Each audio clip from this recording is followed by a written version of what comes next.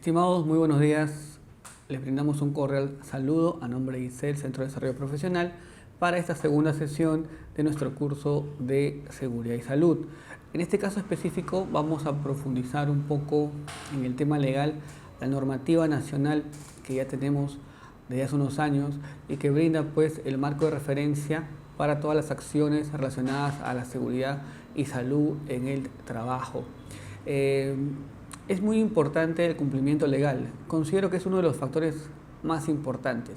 Así también como la gestión y la mejora continua del sistema, la revisión inicial de los requerimientos legales, los requisitos legales que aplican a cada una de las organizaciones es importante para tener mapeado en un diagnóstico inicial cómo estamos en nuestra actividad ante el cumplimiento de la normativa, de la ley, el reglamento y sus modificatorias. Y de esta manera poder gestionar las mejoras que correspondan. Y también porque vamos a tener auditorías o revisiones UNAFIL, en las cuales, dependiendo del auditor, el auditor irá a la organización y revisará artículo por artículo y observará que usted esté cumpliendo todos los incisos de la ley y el reglamento. No es que tenemos o podemos dejar de cumplir un inciso o un reglamento. Eso es algo que a veces se comete esa desviación, ese error, pero la recomendación es que usted cumpla todo lo que dice la ley y el reglamento. Este marco legal nos da la orientación justamente a través de un sistema de gestión. Un sistema de gestión que puede ser diseñado, implementado, mantenido y mejorado, con el ánimo único de poder brindar a todos los trabajadores un ambiente de trabajo seguro y saludable que genere pues la productividad que la industria nacional necesita. Ya que a veces solo cuando hay un accidente fatal o un accidente incapacitante observamos solamente la recuperación de la persona o lamentablemente su deceso y el pago a sus deudos. Pero no observamos que los accidentes, cuando ocurren en las plantas, también son un componente de pérdida de competitividad, porque si se enferma o se lesiona o fallece un operador o un maquinista, ¿quién lo va a reemplazar? Tenemos nosotros nuestra Ley de Seguridad y Salud en el Trabajo, la Ley 29783 y su reglamento, el Decreto 005-2012, y las modificatorias que estas normas han tenido a lo largo del tiempo. Ha brindado pues a los trabajadores y a las organizaciones empresariales los lineamientos para la implementación y la mejora de la seguridad y salud en el trabajo. Nos habla de una política, nos habla de objetivos, nos habla de registros obligatorios, nos habla de capacitación y también nos habla del fomento, que es muy importante, de la participación de los trabajadores. ¿Por qué es importante difundir la participación de los trabajadores? Como ya lo habíamos dicho anteriormente, los trabajadores están en la primera línea de producción, en la primera línea de proceso y conocen más que todos nosotros acerca de los principales peligros y riesgos que van a tener cuando están manejando las máquinas, cuando están trabajando con productos químicos, cuando están haciendo trabajo en altura, cuando están haciendo trabajo en caliente o en espacio confinado. Al estar ellos en la primera línea de producción, nosotros como facilitadores tenemos que consultar continuamente cuáles son los principales puntos riesgosos o peligrosos dentro de la operación. Veremos pues los objetivos y principios de la ley, el ámbito de aplicación y también algunas modificaciones que se han brindado. Los objetivos y principios de la ley. El objetivo primero de la Ley de Seguridad y Salud en el Trabajo es el siguiente: promover una cultura de prevención de riesgos laborales en el país. Ese es el primer objetivo, ¿no? Yo promuevo una cultura de prevención de riesgos laborales. ¿Por qué? Porque en una sociedad competitiva, los riesgos laborales y lo que acarrea estos riesgos generan dificultades y pérdida de competitividad. Habíamos visto lesiones, días perdidos, equipos y materiales perdidos. Entonces, el Estado debe promover esta cultura de prevención de riesgos laborales, ¿no? El Estado va a cumplir un rol fiscalizador y un rol de control a través, en este caso, de la SUNAFIL. El empleador tiene el deber de prevención, o sea, el empleador tiene el deber de implementar los recursos, implementar los materiales para poder disminuir la tasa de accidentabilidad y generar un mejor ambiente de trabajo dentro de planta o dentro de la operación, que puede ser una construcción, puede ser una mina subterránea o superficial, puede ser una empresa pesquera. Es decir, esta ley abarca a todas las empresas del Perú. Y los trabajadores y sus organizaciones sindicales, ellos también deben velar por la promoción, por la difusión y también el cumplimiento de la normativa. Aquí es importante recalcar lo siguiente: nosotros tenemos reglamentos en cada organización. Tenemos el reglamento interno de trabajo y tenemos el reglamento interno de seguridad y salud en el trabajo, el famoso RIST. En el primero, en el reglamento de trabajo, tenemos pues las condiciones generales, ¿no? Nuestro horario de entrada, nuestro horario de salida, la forma de comportarnos con los compañeros de labor, etc. En el RIST es más específico y justamente nos habla de reglamento interno de la seguridad y salud en el trabajo. En este reglamento debe estar especificado todas las actividades, tareas y acciones necesarias para que los trabajadores puedan generar a través del día a día de su trabajo una cultura de seguridad y salud en el trabajo. Podríamos colocar en el reglamento el uso obligatorio de EPPs al inicio de la jornada en una zona de producción. Podríamos colocar que cuando se desarrolle una tarea de alto riesgo, nadie ingresará sin un seguro complementario de trabajo de riesgo o sin un permiso de trabajo de alto riesgo. Pero todo ello tiene que estar plasmado, escrito en el RIST. El RIST es clave para que el trabajador pueda conocer exactamente cuáles son las reglas del juego, lo que se llama las reglas del juego, en este caso en la seguridad y salud en el trabajo. Porque generalmente el trabajador va a hacer algo que podría ser una acción subestándar. Tú le puedes llamar la atención o tratar de generar tal vez una amonestación o una papeleta. Pero si eso no está especificado o escrito en el RIST, no le hemos dado a ese trabajador las reglas del juego. Ojo, también es importante que cuando entreguemos el RIST debemos capacitar al trabajador en cuanto al contenido propio del RIST. No se trata solamente de darle el documento, debo capacitarlo, debo difundir todo lo que está en el RIST.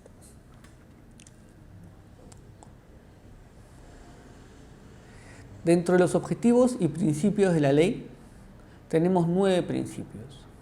El primero es el principio de la prevención. El segundo es el principio de la responsabilidad. El tercero es el principio de la cooperación. El cuarto es el principio de la información y capacitación.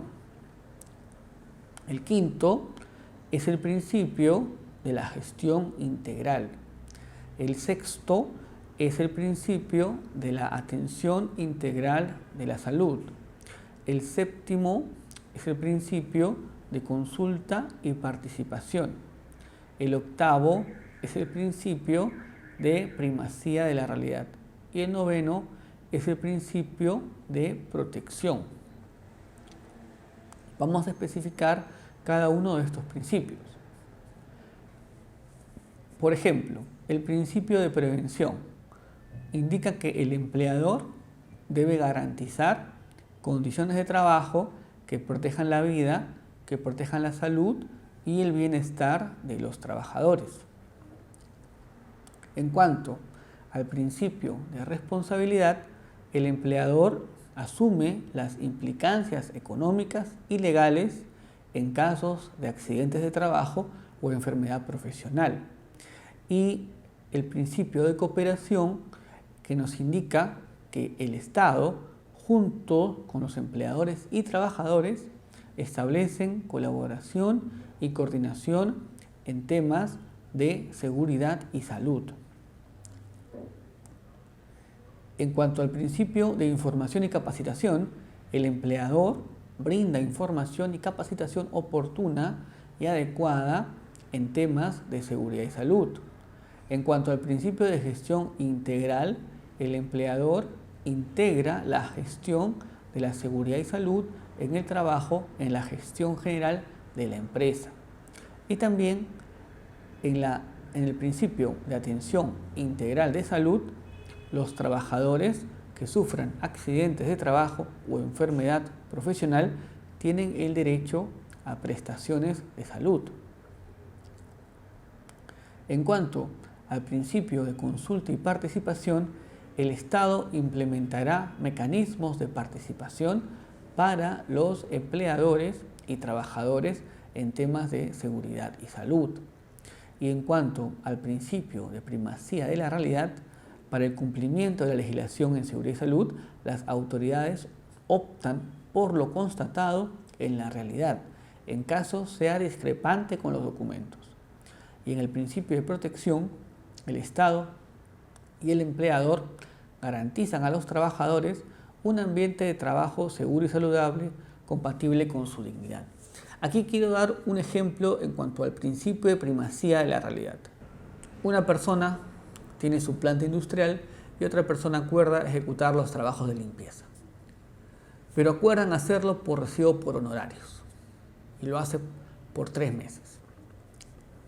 La persona que va a dar el servicio de limpieza compra pues sus implementos de limpieza, compra su EPP, su escoba, su detergente, sus baldes, ese todo. Entonces cada mes va varias veces al día, ¿no? Ejecuta la limpieza. Acaba y se retira. En el primer mes todo correcto, se ejecutó correctamente las limpiezas, no hubo ninguna dificultad. En el segundo mes, igual no pasó nada. Lamentablemente en el tercer mes se sube una escalera, había una condición subestándar en el piso, se generó una caída, una rotura de pierna. La persona que hacía el servicio de limpieza le comenta al dueño de la planta que como se ejecutó este accidente dentro de la planta, que por favor tuviera la opción de ser remunerado, ¿no? Y también que se cubran los gastos médicos que esto acarreó. El dueño le dice, ¿sabes qué? Yo no puedo hacer eso. Contigo yo no tengo ningún vínculo laboral. Contigo no estás en mi planilla. Yo no puedo cubrir eso. Ok, dice el señor que hace la limpieza. Presentan donde el abogado los papeles y van a caso, a juicio, ¿no? ¿Cuál es lo que prima para el juez? La primacía de la realidad. Si teníamos emitidos recibos por honorarios, si había un desembolso de la compañía hacia el trabajador de limpieza, por más que no ha estado en planilla, la realidad indica que sí había en ese punto un ámbito de trabajo entre ambas partes. Entonces, el dueño de la planta sí era responsable o es responsable por lo que le sucede a este trabajador, independientemente del modo en que hayan acordado la forma de contratación. ¿Ok? Eso se basa en el principio de primacía de la realidad en el ejemplo que les he brindado ahora. ¿Qué opinamos de esta frase? Dice Alan Watts: para comprender la seguridad no hay que enfrentarse a ella, sino incorporarla a uno mismo. Es una frase profunda e implica que no podemos ir en contra de las normas de seguridad y salud, sino que tenemos que incorporarlas en nuestro pensamiento, en nuestra actividad diaria, en el día a día. Vamos ahora a ver un poco de la ley y tenemos que decir que la seguridad y salud en el trabajo es uno de los aspectos de mayor importancia en la actividad laboral. Es aquel conjunto de elementos que están interrelacionados que tienen por objetivo establecer una política de seguridad y salud en el trabajo. Se promueve una cultura de prevención de riesgos a fin de evitar la ocurrencia de incidentes. En nuestro marco legal, algunas de las principales normas y elementos reglamentarios son pues las siguientes: la Ley de Seguridad y Salud en el Trabajo, la 29783, el Decreto Supremo 005/2012-TR, Reglamento de la Ley de Seguridad y Salud en el Trabajo, del 24 de abril de 2012, la Ley 30222, que modifica la Ley de Seguridad y Salud en el Trabajo, la 29783, el Decreto Supremo número 006/2014-TR, la cual también modifica, en este caso, el reglamento de la Ley 30222. Aquí estamos viendo también que existen normas complementarias, ¿no? La Ley 29783 es transversal, pero también dependiendo de las características de la actividad y operación propia, porque sabemos que en nuestro país tenemos diversas actividades. Tenemos minería, tenemos construcción, tenemos industria, tenemos pesca, tenemos electricidad, tenemos petróleo y gas, ¿no? Entonces, en base a estas actividades, se han ido también desarrollando normativas específicas para que cuando se considere ejecutar la gestión SST desde la implementación, se puedan tener marcos normativos más específicos de acuerdo a la actividad. Por ejemplo, para la construcción tenemos la norma G050, ¿no? Y también la RC02183-TR. Para industrias tenemos el Reglamento de Seguridad Industrial, el DS42F. Para hidrocarburos podemos hablar del DS043-2007, Energía y Minas. Para pesca podemos hablar del DS010-63P. En minería, el DS055-2010, Energía y Minas. Y en electricidad, la RM161-2007, en este caso sería para electricidad, ¿no? Entonces, dependiendo del rubro o actividad en el cual nos desarrollemos, pueden haber normas específicas que tenemos que revisar para la implementación de los sistemas. Por ejemplo, un plan de seguridad para construcción tendría que estar orientado de acuerdo a la G050, ¿no? Porque en algunos casos hay planes de seguridad orientados a industria que se quieren acoplar a construcción, pero debemos tener presente esto: la G050 también nos da alineamientos para ejecutar nuestros planes de acción. Aquí en este caso estamos viendo pues el sistema propio de gestión de la seguridad y salud en el trabajo, los principios de gestión que implica la participación de los trabajadores, implica también la mejora continua y las medidas de prevención y protección. La política propia del sistema de gestión de seguridad y salud en el trabajo. ¿Qué es la política? Pues es el compromiso de la alta dirección, el compromiso de la empresa. Yo no puedo exigir recursos si no tengo un compromiso de la empresa. Y ese compromiso, ¿cómo se plasma? A través de la política. Es el primer elemento en el cual se va a plasmar la voluntad, ¿no?, de la empresa por la implementación de un sistema de gestión de la seguridad y salud.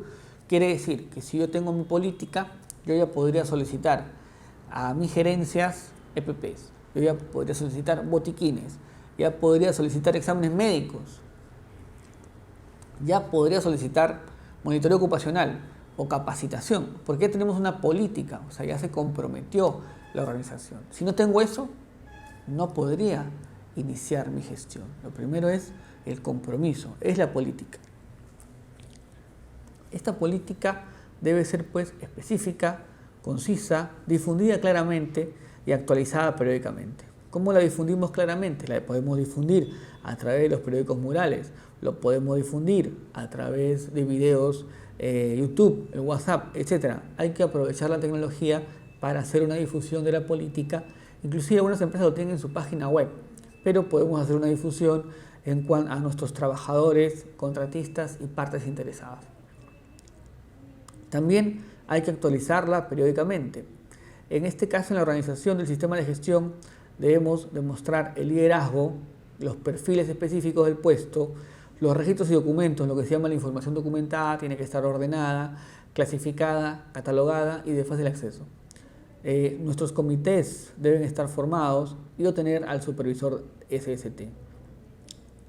En la planificación y aplicación del sistema, lo importante es la línea base, la planificación del sistema y los objetivos.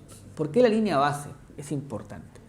Porque en la línea base nosotros lo que vamos a lograr o lo que vamos a tener es justamente cómo estamos, ¿no? Nuestro diagnóstico inicial, lo que se llama línea base o diagnóstico inicial.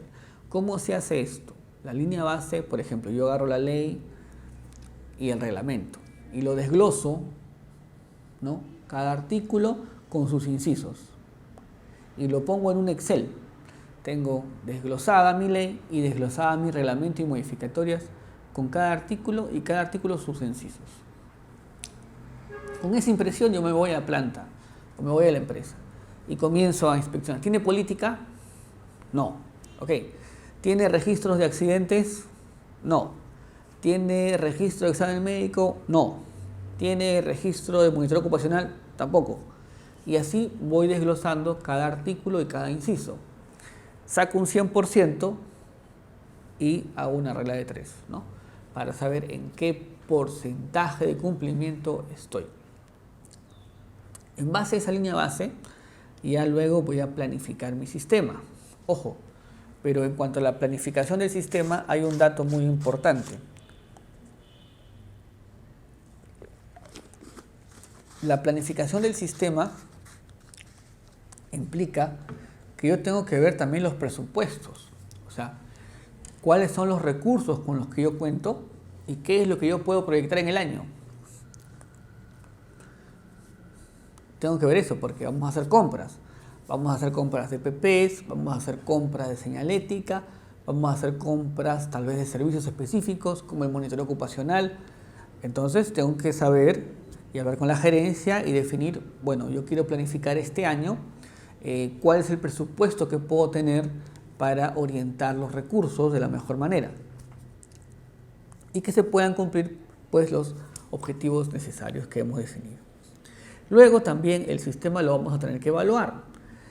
Vamos a hacerlo a través de procedimientos internos, a través de la supervisión, a través de la investigación de los accidentes, incidentes y enfermedades ocupacionales, a través de las auditorías que pueden ser internas y externas y a través de las acciones correctivas.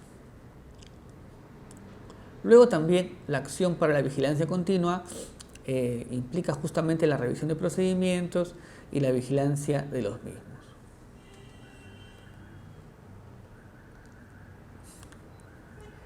El empleador pues va a generar este sistema de gestión o este enfoque del sistema de gestión en la seguridad y salud en el trabajo, donde tiene que tener presente la legislación vigente y las modificatorias y también los instrumentos y directrices internacionales, de ser el caso.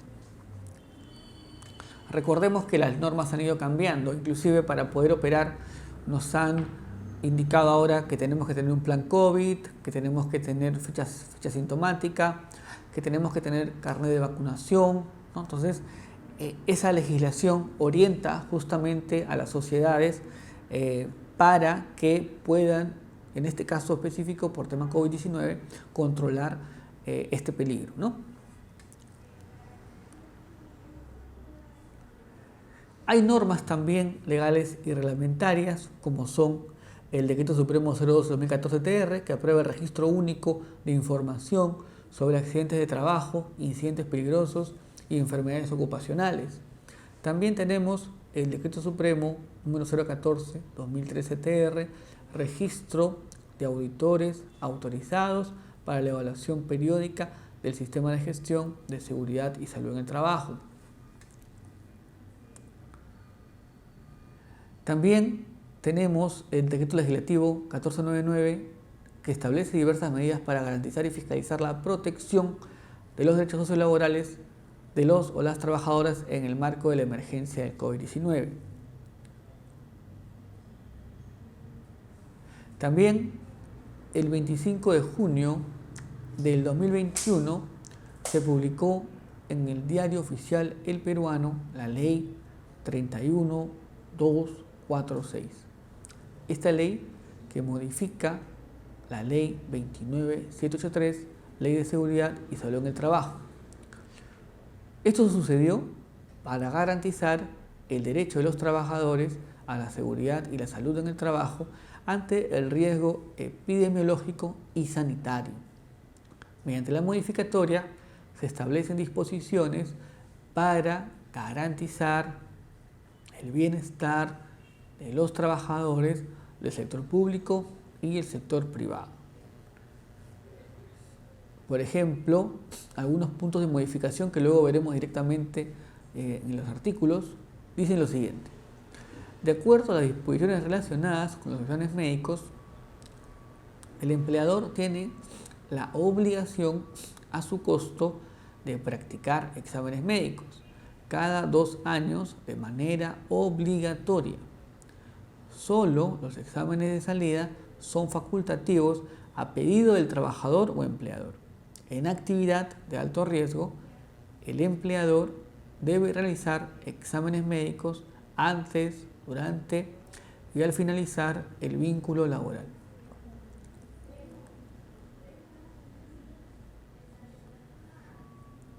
También otro principal punto de la modificación que luego veremos de acuerdo al artículo es que a través de la norma bajo comentario se incorpora en la ley la obligación del empleador de ejercer la vigilancia epidemiológica e inteligencia sanitaria respecto de sus trabajadores.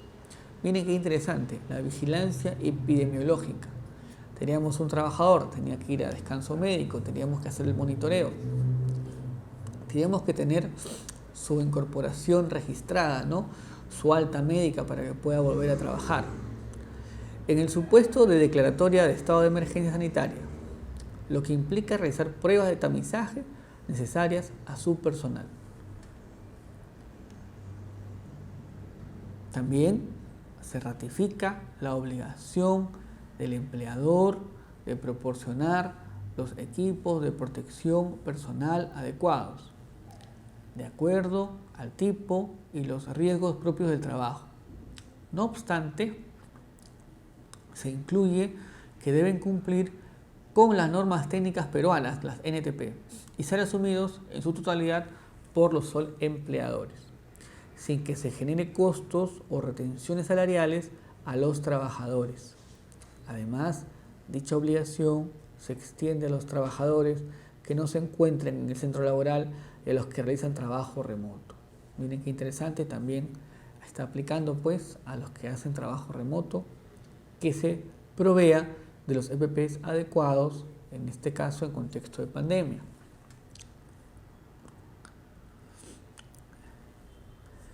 ¿Dónde aplicamos la ley y nuestro reglamento? ¿Dónde lo aplicamos? Algunos dicen, no, en esta actividad no aplica, o en esta otra tampoco. Aplica a todos. Todas las actividades deben seguir los lineamientos de la ley 29783, su reglamento y sus modificatorias. Eso implica pues a trabajadores por cuenta propia, los emprendedores, también los sectores de servicio y el sector público. Se va a comprender a toda persona bajo modalidad formativa también y a los trabajadores autónomos. También se incluye a todo aquel que, sin prestar servicios, se encuentre dentro del lugar de trabajo en lo que les resulte aplicable.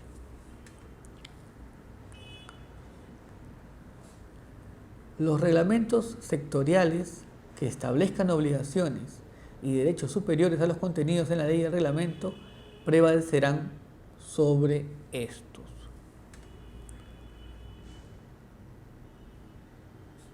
También podría darse estándares internacionales. Los empleadores podrán aplicar también estándares internacionales en seguridad y salud del trabajo para atender situaciones no previstas en la legislación nacional. En algunos casos específicos, muchas empresas requieren aplicar estándares internacionales, como es la ISO 45001, es NOSA o es el sistema STOP, ¿no? Dependiendo a veces, ya que hay matrices de empresas internacionales, cuya propia empresa matriz indica, ¿no? Todas mis empresas a nivel global deben tener estos estándares. Entonces, aquí también podría existir ese punto específico. A veces lo hemos visto y lo seguimos viendo en la minería, que es uno de los rubros donde se genera pues mayor control en cuanto a la seguridad y salud. Luego también estamos viendo la RM 161/2007 de electricidad en cuanto al alcance a todas las personas que participen en el desarrollo de las actividades eléctricas en las etapas de construcción, en las etapas de operación y en las etapas de mantenimiento. También de las instalaciones eléctricas de generación, transmisión, distribución y comercialización en cuanto al servicio público de electricidad.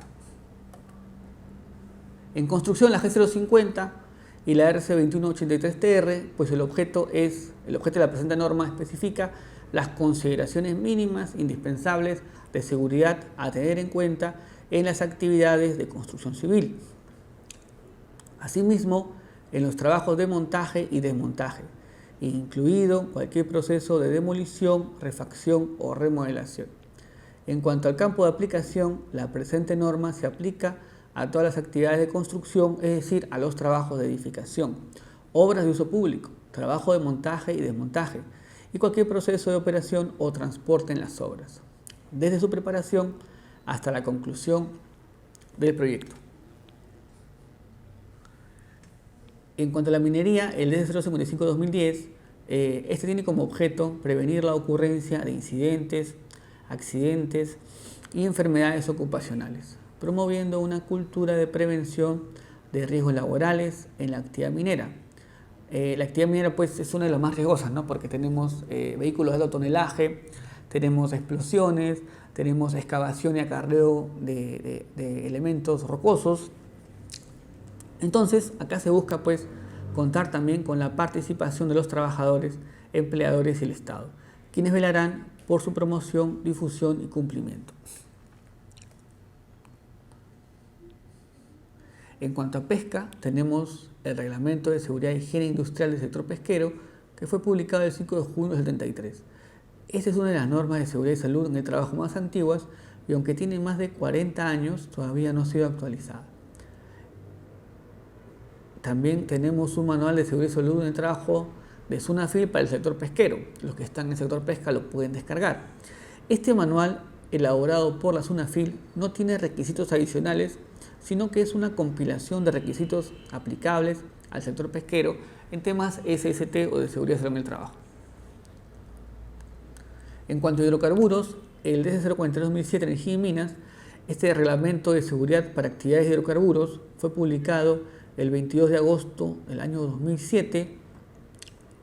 Este marco se da con el objeto de preservar la integridad y la salud del personal, proteger a terceras personas de eventuales riesgos, así como mantener las instalaciones, equipos y otros bienes relacionados con las actividades de hidrocarburos, que garanticen la normalidad y continuidad de las operaciones.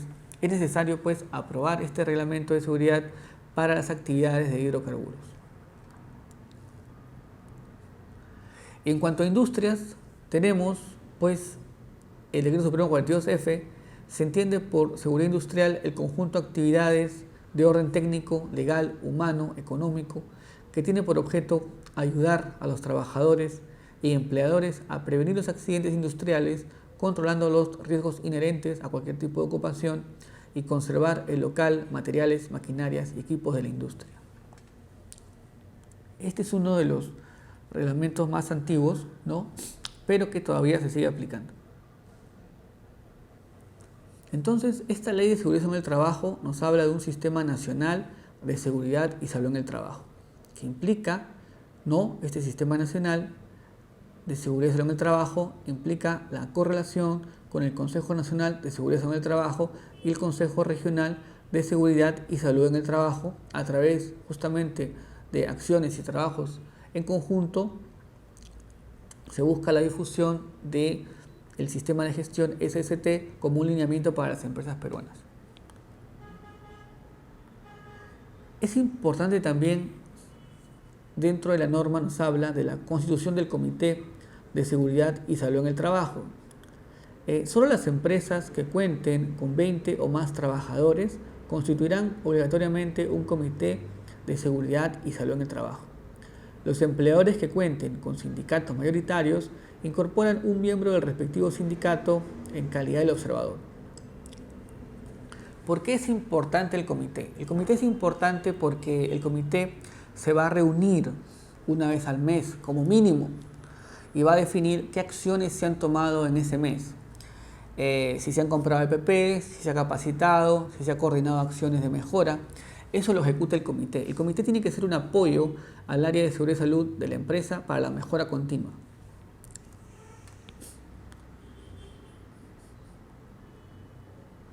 ¿Cuáles son los requisitos para ser miembro del comité?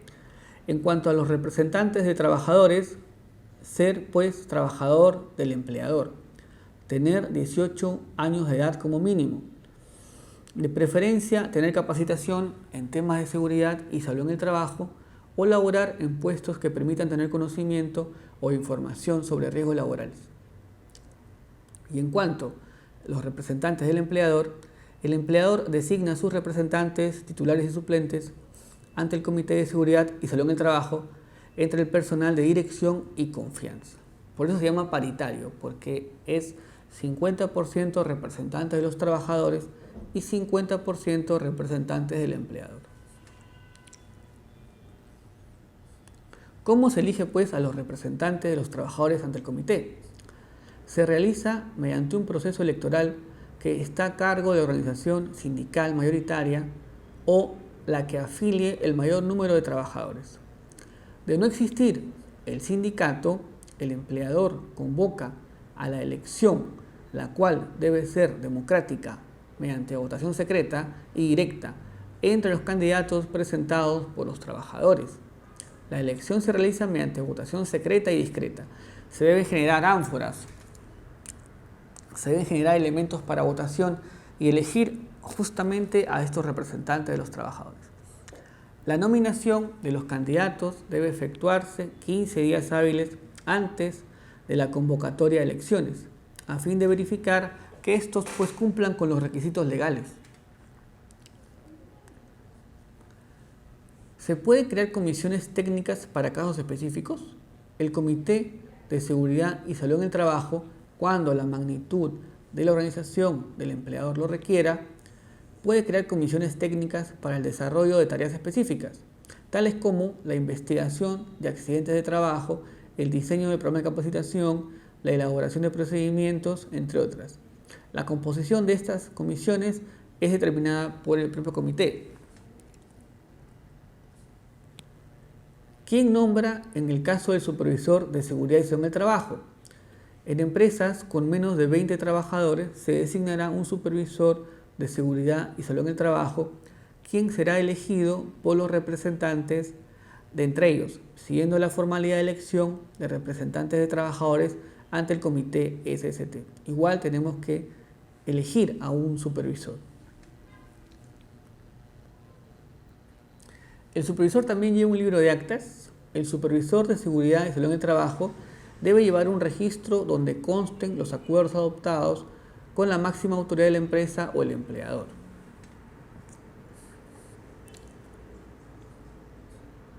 ¿Qué facilidades deben tener los miembros del comité o el supervisor de seguridad y salud en el trabajo?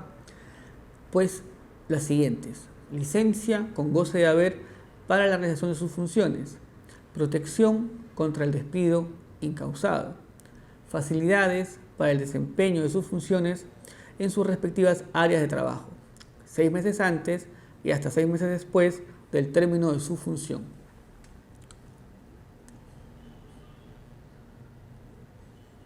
¿Cuándo queda vacante el cargo de miembro del comité o supervisor de seguridad y salud en el trabajo?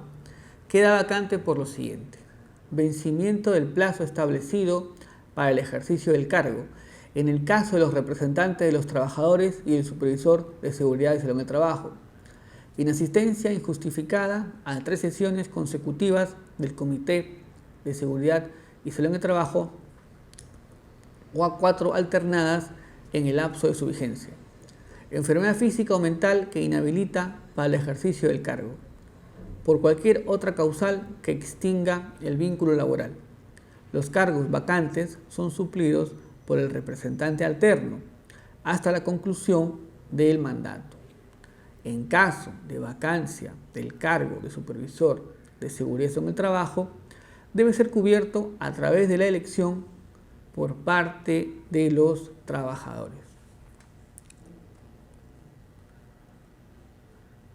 Cuando hablamos de los servicios de seguridad y salud en el trabajo, los servicios de salud en el trabajo aseguran que las funciones que desarrollen sean adecuadas y apropiadas para los riesgos de la empresa para la salud en el trabajo. Todo empleador organiza un servicio de seguridad y salud en el trabajo propio o común a varios empleadores, cuya finalidad será esencialmente preventiva.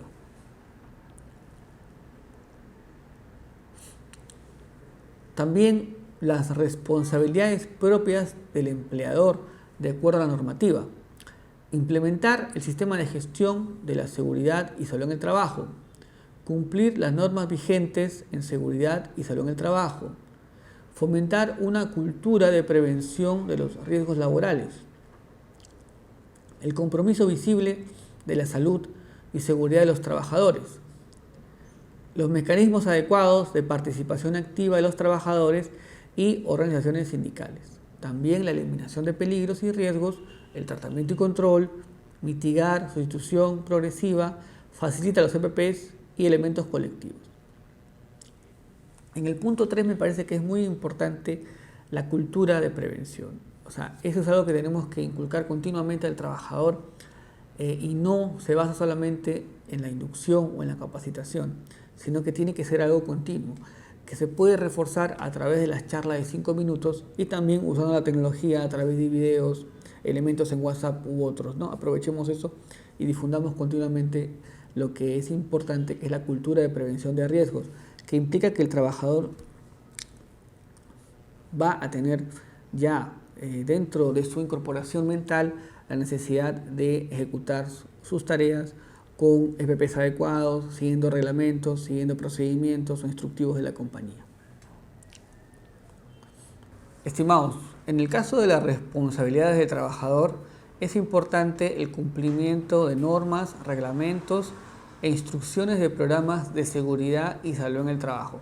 Cada uno de nosotros tendrá su reglamentación, cada uno de nosotros tendrá sus procedimientos e instructivos propios de la compañía, los cuales tendrán que ser gestionados y tendrán que ser desarrollados a la interna.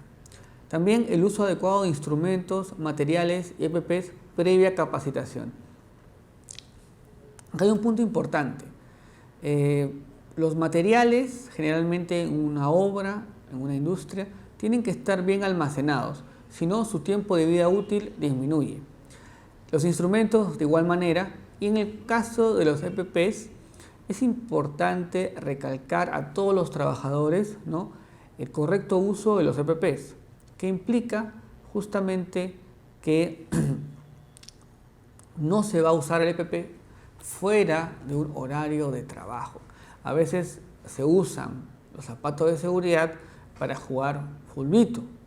Eso es algo que he observado en algunas ocasiones. Entonces, allí su tiempo de vida útil va a ser menor. Y cuando sucede alguna contingencia, el propio diseño del EPP no va a permitir justamente que cumpla su función. No debemos operar las maquinarias, equipos o instrumentos no autorizados a usar. Acá hay un punto importante. En algunas empresas, cuando llega un personal, lo capacitan en el uso del equipo, pero teóricamente. La recomendación es que la capacitación sea práctica. Quiere decir que el fabricante o el distribuidor acceda a ejecutar la capacitación en el uso de la maquinaria a todas las personas, para que puedan conocer también de los peligros y riesgos en el uso de las máquinas. Otro punto importante es que se cuente con el manual de operaciones. Cada maquinaria o equipo tiene un manual de uso. Y en este manual de uso también generalmente se implican o se conectan la información en cuanto a la prevención. Cooperar y participar en procesos de investigación de accidentes y enfermedades ocupacionales. Todos los trabajadores deben investigar los accidentes y las enfermedades ocupacionales. Justamente aquí implica en el punto 4 un trabajo en conjunto con el área de supervisión y con la gerencia para brindar la facilidad al trabajador de que pueda ejecutar sus descargos y sus comentarios en los accidentes y enfermedades ocupacionales para una mejor investigación. En el punto 5 nos habla de someterse a los exámenes médicos a que están obligados por norma, garantizando la confidencialidad. Solamente el médico ocupacional puede conocer algunos resultados de los trabajadores. Otra persona, no importando si es el gerente, si es el supervisor, puede conocer esos exámenes ocupacionales. Es una información privada, personal, que debe manejarse con mucho tino, ¿ok? En el punto 6, participar en programas de capacitación y actividades destinadas a la prevención de riesgos laborales. En este caso, tienen que estar obligatoriamente participando en las capacitaciones, son obligatorias. También en el punto 7, reportar de manera inmediata a representantes o delegados de seguridad los accidentes, incidentes y enfermedades ocupacionales. ¿Y por qué es importante la investigación de accidentes e incidentes y enfermedades ocupacionales desde el punto de vista legal? Aparte de que es un requisito legal, ¿no? Nos van a pedir un registro obligatorio de accidentes y enfermedades ocupacionales e incidentes. Nos va a permitir también conocer la estadística propia de la planta o de la operación. ¿En qué lugares es más riesgoso el trabajo? Y en base a la identificación de esos lugares riesgosos, podemos tomar acciones de corrección en ese momento para que el accidente, incidente o enfermedad que se sucedió por tal vez alguna condición subestándar o algún acto subestándar pueda ser corregido en el momento. Luego también estamos viendo ahora en el contexto de pandemia, esta pandemia causada por el COVID-19 ha implicado serios cambios en el modelo de nuestra vida. Y esto repercute también en las medidas tomadas por el gobierno para hacer prevalecer la vida e integridad de los ciudadanos desde el punto de vista legal. Claro que sí, el COVID-19 ha traído cambios radicales en la forma como hacemos los trabajos, específicamente la virtualidad, específicamente estar encerrados, específicamente no tener la libertad de poder trasladarnos. Eso ha ocasionado en todo el mundo situaciones complejas. Los gobiernos han definido lineamientos legales en las cuales los trabajadores deben ser protegidos, pero también las empresas.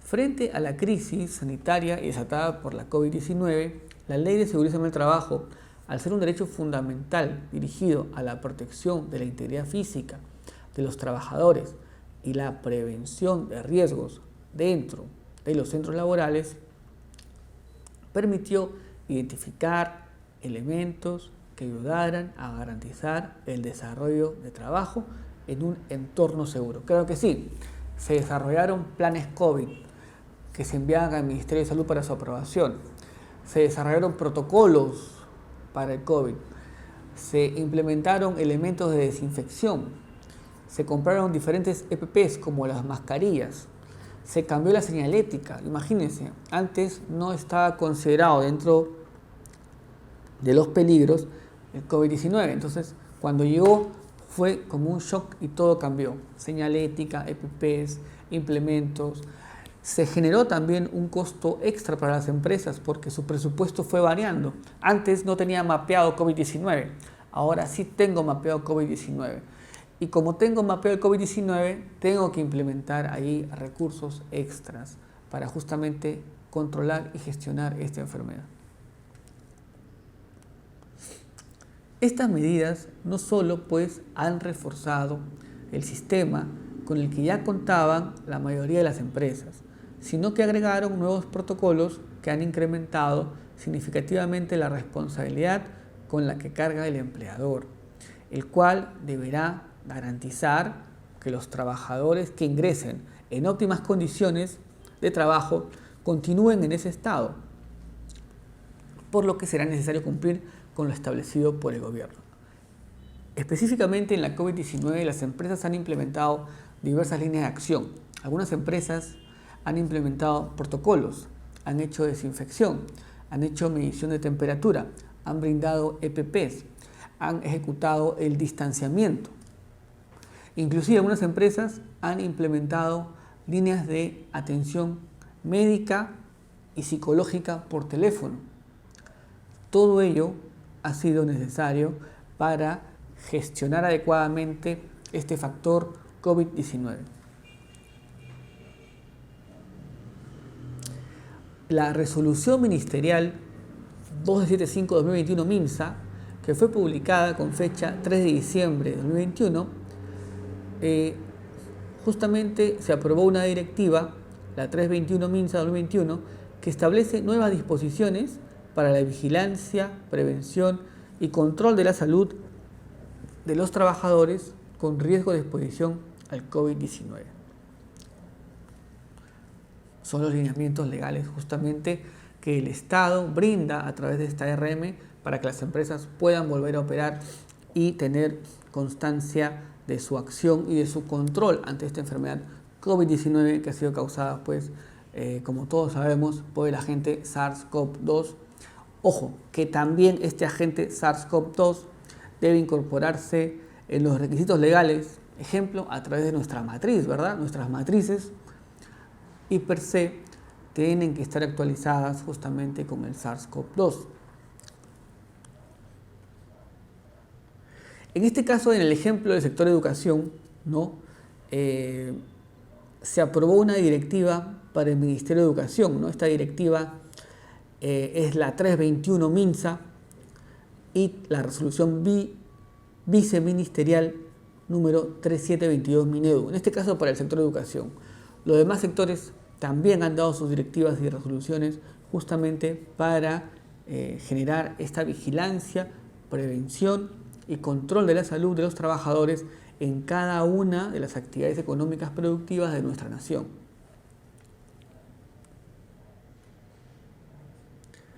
Hay lineamientos de vigilancia de salud establecidos en las resoluciones ministeriales diversas. Por ejemplo, la limpieza y desinfección de los centros de trabajo, la evaluación de la condición de salud del trabajador previo al regreso o reincorporación al centro de trabajo, identificar el grado de exposición de los puestos de trabajo y el llenado de la ficha sintomatológica, ¿no? Tenemos que llenar ahora para ingresar a la planta, te dicen te voy a mandar la ficha sintomatológica, tienes que llenarlo y esa información la vas a brindar nuevamente. También el lavado y desinfección de manos es obligatorio como medidas de higiene. La sensibilización de la prevención del contagio en el centro de trabajo, por ejemplo, en el caso de los alimentos, ¿no? En algunas empresas no se permite generar alimento o comer cerca de los compañeros. En el caso de los colegios también entiendo que dan ese lineamiento, la cual pues debe manifestarse a través de abundante capacitación y certificación a los trabajadores. También hay lineamientos diversos como son las medidas preventivas de aplicación colectiva, los equipos de protección personal, nuestra KN95 o una doble mascarilla, las medidas de prevención personal, la higiene y el uso de las mascarillas también. En ese sentido podemos afirmar que una misma medida puede ser utilizada para sustentar más de un lineamiento. También la vigilancia de la salud de los trabajadores está inmerso dentro del sistema de seguridad y salud en el trabajo. Tengo que hacer vigilancia si tengo a alguien que está con las, digamos, condiciones COVID, ¿no? Y que pueda contagiar a los diversos compañeros. Tengo que ejecutar esa vigilancia para el aislamiento respectivo y el tratamiento. También podemos hablar de la modificatoria legal, la 31246, que habíamos mencionado previamente. Esta ley que modifica a la 29783, modificó, ¿por qué? Porque los empleadores deben estar a cargo de la vigilancia epidemiológica de sus trabajadores, ¿no? Los empleadores están a cargo de la vigilancia epidemiológica de los trabajadores. Aquí estamos viendo justamente el artículo 2 de la ley 31246, indica lo siguiente: la modificación de los artículos 49 y 60 de la ley 29783 Ley de Seguridad y Salud en el Trabajo, modifícanse los artículos 49 y 60 de la ley. 29.783, Ley de Seguridad y Salud en el Trabajo, conforme los siguientes textos. Por ejemplo, en el artículo 49 nos habla de las obligaciones del empleador. El empleador, entre otras, tiene las siguientes obligaciones: practicar exámenes médicos cada 2 años, de manera obligatoria, a cargo del empleador. Los exámenes médicos de salida son facultativos y podrán realizarse a solicitud del empleador o trabajador. En cualquiera de los casos, los exámenes médicos los costos de los exámenes médicos los asume el empleador. En el caso de los trabajadores que realizan actividades de alto riesgo, el empleador se encuentra obligado a realizar los exámenes médicos antes, durante y al término de la relación laboral. El reglamento puede desarrollar a través de las entidades competentes los instrumentos que fueran necesarios para cortar el costo de los exámenes médicos.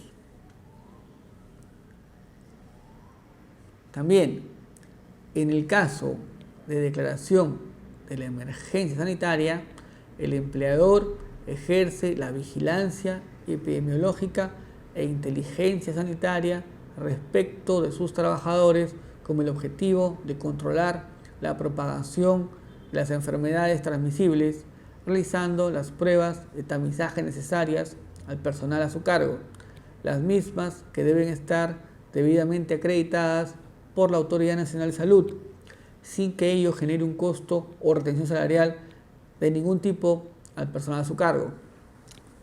Ojo, estamos viendo exámenes médicos, EPPs, a costa del empleador, no es a costa del trabajador. Eso es muy importante.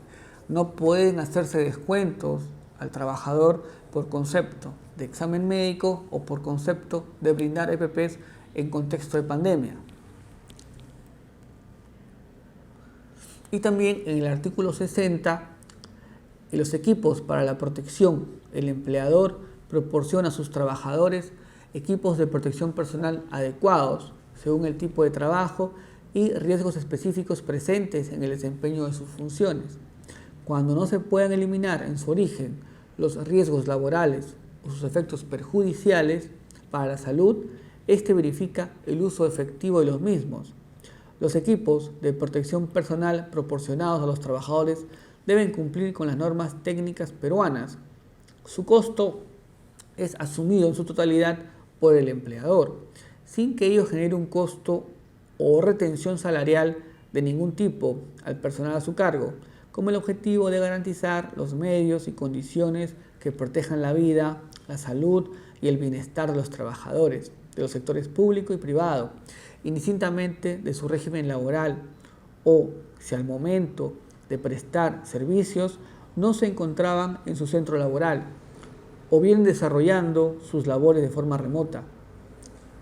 También nos habla este artículo, al finalizar, nos indica de la disposición complementaria final única, adecuación del reglamento, el Poder Ejecutivo, en un plazo de 30 días calendario contados a partir de la vigencia de la presente ley, adecúa el reglamento de la ley 29.783, Ley de Seguridad y Salud en el Trabajo, aprobado por el Congreso Supremo 005-2012 TR, a las modificaciones previstas en esta ley.